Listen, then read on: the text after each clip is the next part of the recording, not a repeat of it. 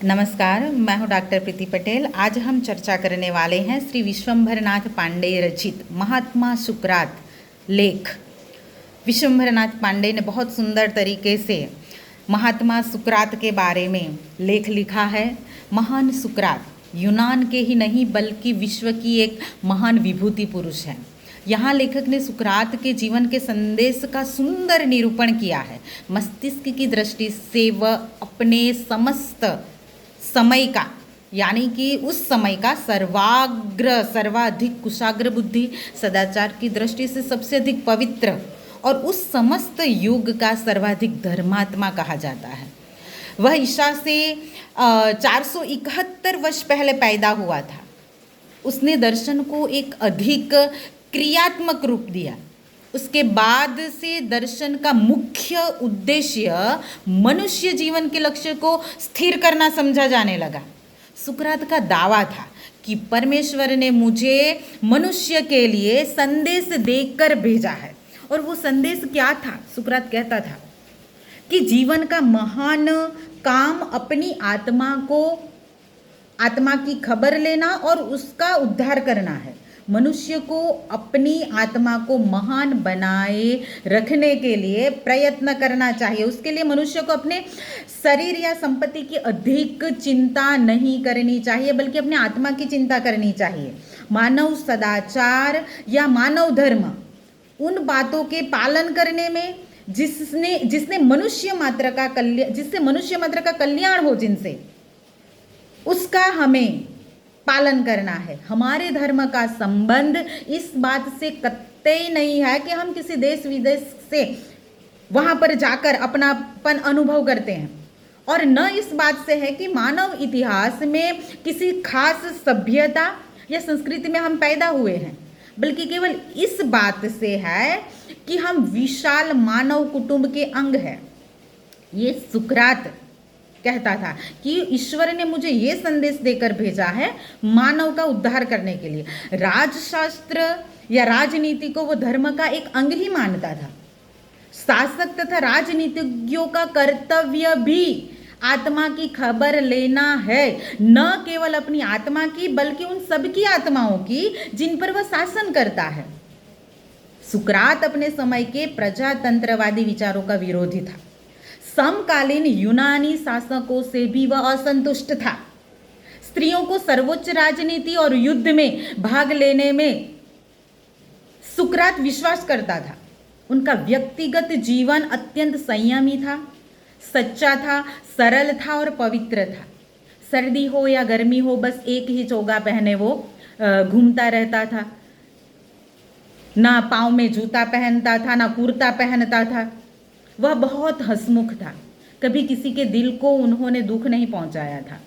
सहानुभूतिशील था, रहस्यमय, कभी कभी वो रहस्यमय मालूम होता था। यदा कदा लगातार वो कभी कभी तो 24 घंटे समाधि में बैठे रहता था, और उसके भीतर से एक अनहद नाद सुनाई देता था, और बुराई से वो नाद बुराई से दूर रहने के लिए, बुराई का सामना करने के लिए उसको सचेत करता था। एक ही ईश्वर में मानता था, और परमात्मा आत्मा को ईश्वर का एक अंश और वो अमर मानता था। यूनानी पौराणिक कथाएं जितनी भी है, अनेक देवी देवताओं सबको वो कपोल कल्पित मिथ्या मानता था। असत्य बनावट से उनको बहुत घृणा थी, नफरत थी, और गणित और ज्योतिष का तो वह धुरंधर पंडित था।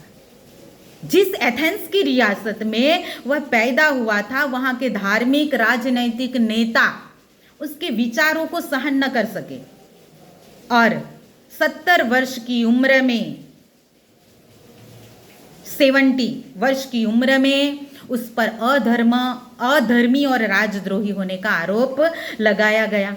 देश के युवकों को प्रजातंत्र के विरुद्ध भड़काने का, पथ भ्रष्ट करने का, देश में प्रचलित धार्मिक देवी देवताओं का अपमान करने का, तिरस्कार करने का जुल्म वो कर रहा है, यह आरोप लगाया गया, जिसके परिणाम स्वरूप उसको प्राण दंड दिया जाता है। उनके पवित्र बलिदान पर गांधी जी के विचार भी बहुत उल्लेखनीय है। महात्मा गांधी जी ने 1908 में लिखा था उसकी नैतिकता और गुणों को कितने ही अनजान आदमी नहीं देख सके, इससे उस पर झूठे इल्जाम लगाने लगे। वो बड़ा ईश्वर भीरू था, इसलिए लोगों की टीका टिप्पणी की बहुत परवाह नहीं करता था। मृत्यु का डर उसे नहीं था, स्वयं सुधारक था। एथेंस के लोगों की बुराइयां दूर करने के लिए प्रयत्नशील था और नव युवकों के झुंड उसके साथ फिरते थे। गांधी जी ने खुद लिखा, वह सच में सुकरात राजधर्म के अनुसार ही चलता था, पाखंड से दूर रहता था। राजधर्म भंग करने का आरोप उस पर था। पंचों का सुकरात के प्रति वैर भाव था।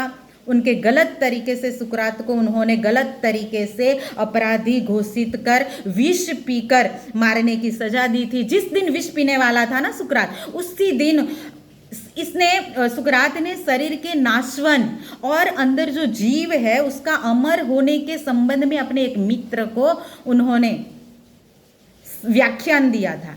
उसने हंसते हंसते विषपान किया, आनंद के साथ। जैसे हम शरबत का प्याला पीते हैं, वैसे ही हंसते हंसते वो विष का प्याला पी जाते हैं। आज उनके उपदेशों को लाखों आदमियों को उनके उपदेशों से लाभ पहुंचा है।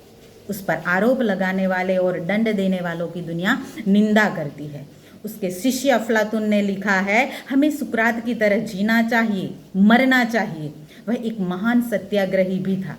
सुकरात जैसे महात्मा के वाक्यों को अमृत तुल्य मानकर उसका पान लोग करें और उसके भीतर ही रोग दूर कर दूसरों को भी रोगों से दूर करने में सहायता दे, और तो हमारी सुकरात के प्रति सच्ची श्रद्धांजलि समझी जाएगी। ये अफलातून ने लिखा था।